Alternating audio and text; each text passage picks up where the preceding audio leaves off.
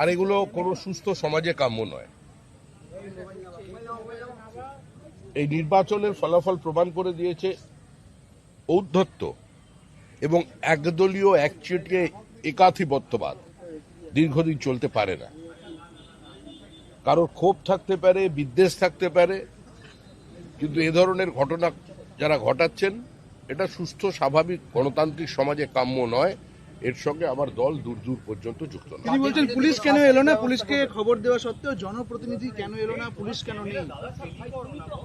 সেটা কেন নেই পুলিশ, সে তো আমি বলতে পারি না, আমি তো দলের প্রতিনিধি।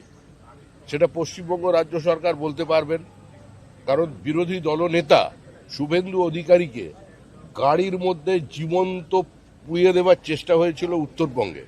বিরোধী দলনেতাকে সভা সমিতি করবার জন্য 104 বার হাইকোর্টের দরজায় যেতে হয়েছিল।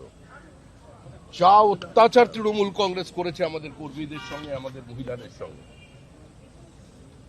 আমরা সংযত আছে বলে ছিলাম বলেই আজকে তৃণমূল কংগ্রেস অক্ষত আছে।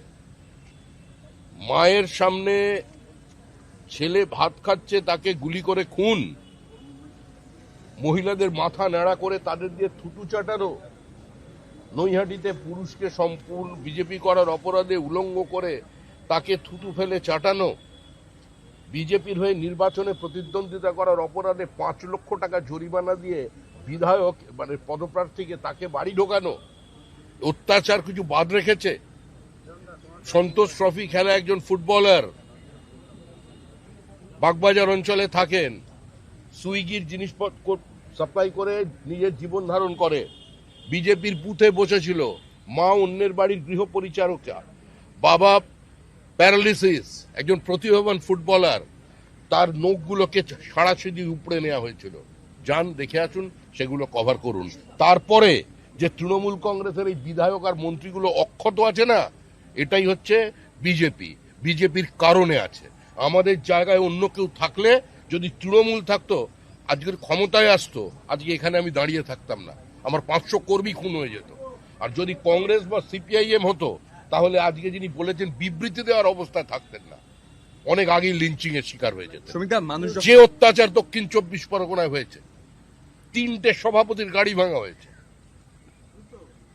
অকারণে যেভাবে মারধর করা হয়েছে মানুষকে, আমাদের ওখানকার প্রাক্তন জেলা সভাপতির কোমর চিরকালের জন্য সেটা নষ্ট করে দেওয়া হয়েছে। রূপা গাঙ্গুলি আমাদের দলের তখন মহিলা শাখার সভানেত্রী ছিলেন, কি করা হয়েছিল রূপা গাঙ্গুলির সঙ্গে দক্ষিণ 24 পরগনায়? ডায়মন্ড মডেল প্রচার করতে এলেন না কেন? ফলতাই যে নির্বাচন হলো, প্রচার নেই কেন?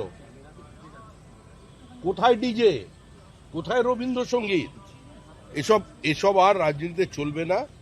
শান্ত থাকুন, ভদ্রভাবে প্রত্যেক রাজনৈতিক দলের কর্মীরা আচরণ করুন, হিংসা বর্জন করুন। পশ্চিমবঙ্গের রাজনীতিকে এই হিংসামুক্ত করবার জন্য মানুষ রায় দিয়েছেন।